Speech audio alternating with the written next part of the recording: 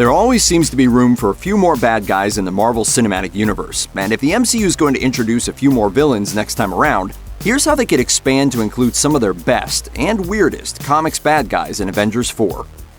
One of the most interesting aspects of Infinity War is that Thanos' infamous snap of the fingers straight up killed people rather than erasing them from existence.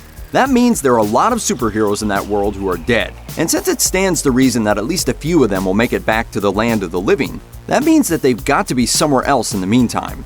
That opens up the possibility of introducing Mephisto, the Marvel Universe's most prominent take on the devil. There are even connections that are already waiting to be explored. Mephisto's role as a bargainer means that he could be in a perfect position to trade something for the heroes' lives. We know from Doctor Strange that Tony Stark staying alive is necessary for the heroes to win, so maybe there's something Tony has that Mephisto wants. Maybe Captain America is going to strike a deal to bring back his two best friends. Or considering that Mephisto was the one who drove Nakia to become a supervillain in the comics by exploiting her love for T'Challa, maybe she'll be the one who has to make a sacrifice to bring the Black Panther back from the dead. There's another fun piece of the finger snap. It's not just Earth that's affected. It's explicitly mentioned several times that Thanos is killing half the universe, which means that all of those spacefaring societies that we've seen in the Guardians of the Galaxy movies have also been hit. That leaves outer space weakened and destabilized on a cosmic scale, making it the perfect time for a galaxy-conquering supervillain to show up and start destroying things. And there's no one better for that role than Annihilus. In the comics, he's essentially a sentient space locust, hell-bent on devouring everything in his path across the galaxy. Since Thanos has apparently retired to a farm at the end of Infinity War, temporarily shifting the focus to a more vicious threat could be a good way to show how big the stakes have gotten. Half the universe dying is bad, but it's better than the other half being wiped out by a dude who calls himself the Living Death. If the MCU is looking to introduce a villain that could rival Thanos, then they might decide to go with one of the greats, Doctor Doom. Decades of stories where he fights Iron Man, Doctor Strange, and even Spider-Man have shown us that he's adaptable and powerful enough to pose a threat to anyone, including Thanos himself. He's even one of the few villains to team up with the heroes in the original Infinity Gauntlet story, and has had designs on the stones more than a few times in the years since. Of course, there's an obvious sticking point here. Despite his career of fighting the whole Marvel Universe, Doom will always be the arch-nemesis of the Fantastic Four, and the film rights to those characters were held by Fox.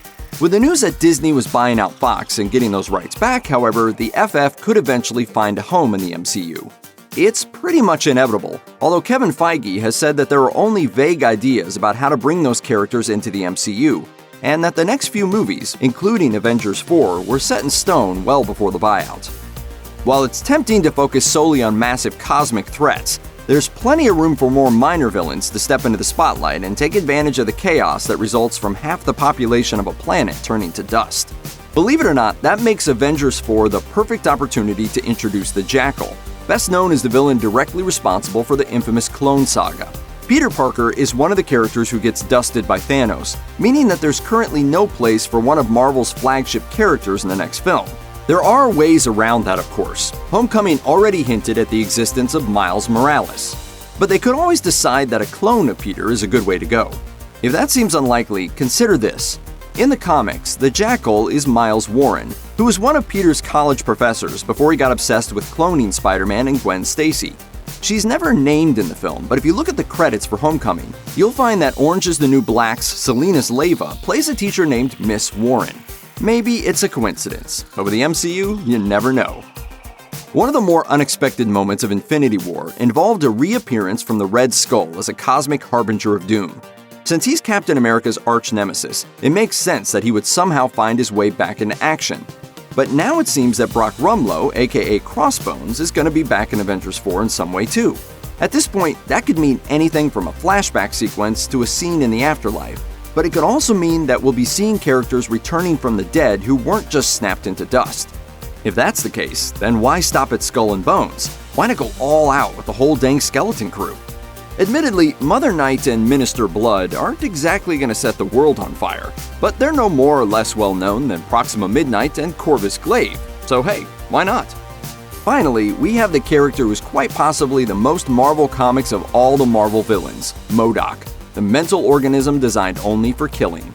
The MCU has gotten weird enough that we've seen Eitri the Dwarf, the Grandmaster, and a cameo appearance from Beta Ray Bill. Arnim Zola has been in 2 movies, and while he admittedly never appeared in his true comic book form as a big robot dude with a TV face in his chest, Winter Soldier brought him pretty close.